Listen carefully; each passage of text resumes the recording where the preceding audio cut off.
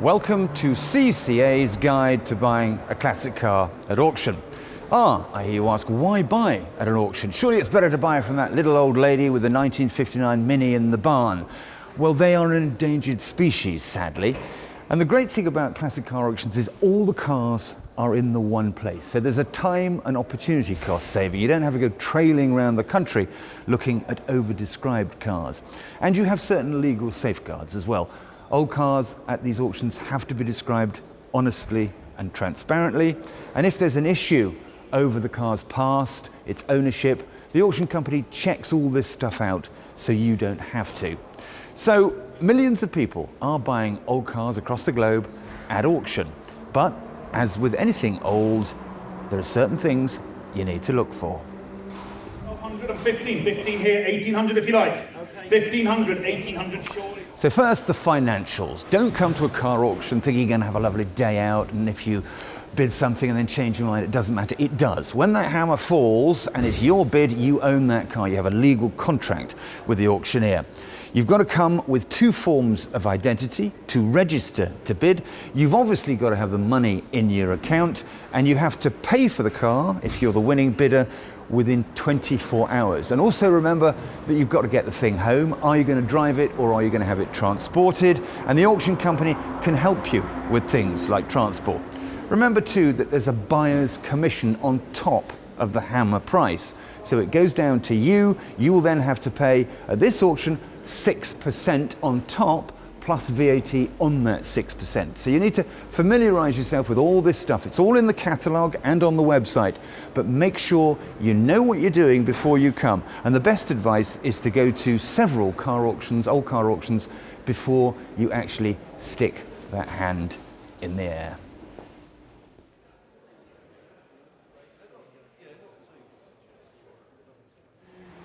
You also need to know that the classic car market is in pretty rude health. In fact, it's outperformed prime residential London property, stocks and shares, gold, diamonds, fine wine, you name it. Some of these old cars have gone up by 400, 500, 600% and carry on rising. This is a 1987 Mercedes 500 SL. I can remember when you could buy one of these, and it wasn't long ago, for maybe 10 grand. Now, a few years later, this car, I will be very surprised if it doesn't make £20,000. So you've got this fantastic situation now where people want physical assets like this. They don't want stocks and shares and unit trusts and equities. They want things that you can touch and you can trust. So these cars are going up. And the great thing about the classic car market is that if you were to buy this car for £20,000 now, and then you kept it for 3 or 4 years and it goes up to £30,000, you're not taxed on that profit, because the Inland Revenue still see old cars as a wasting asset. But before you get swept away with the love of it all, really take this seriously. Do your research, do your homework. The great thing about car auctions is that the car will appear in the auction catalogue and on their website weeks before it goes underneath the hammer. So you've got a chance to check things out. Just putting the registration number into Google can tell you lots of things. How much the car was last sold for. It might be famous, it might be an ex-road test or press car. So little things like that can tell you a lot. And then when you get to the auction, be a detective with the history file. History files are really important. They show that someone's cared diligently for the car. Putting this all in plastic folders, this means that this car has been cared for. And just leafing through it, I can see it's a 68 MGC Roadster.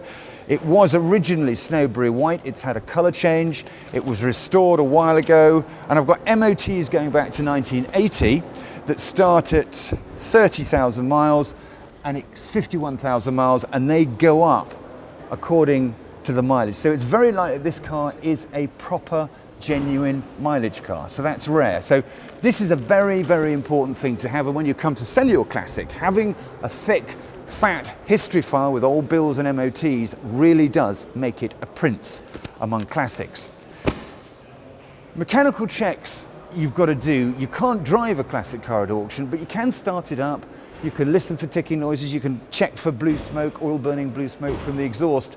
But if you don't know anything about mechanics, then for goodness sake, bring someone who does, because classic cars are essentially just old second-hand cars. So you really do need to check them over carefully. This is a very nice MGC.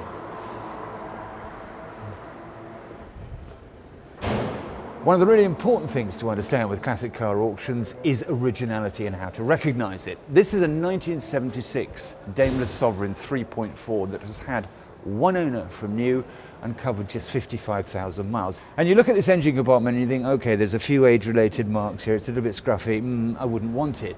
What we're buying here is this lovely, untouched, virgin originality, and that's really, really, really precious. You can see that it's just gently faded and it's not been all spiffed up and is shiny. So it's a real skill to be able to recognize an original car like this. I mean, this is about 5-6 grand's worth, but you're buying the dedication of that one owner to have kept it like this for all these years, and that makes it special. That makes it almost time warp. So learn to know what originality is and don't confuse it with just being a tiny bit scruffy. This is a very, very magnificent old XJ6. And finally, learn to spot the trends, because you can see them.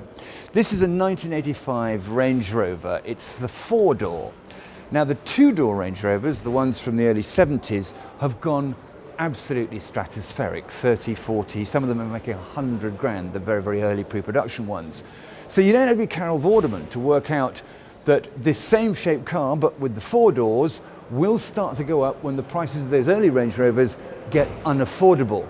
Now this is probably going to be about £8,000 or £9,000. It's a 44,000 miler as well. Lovely car in black.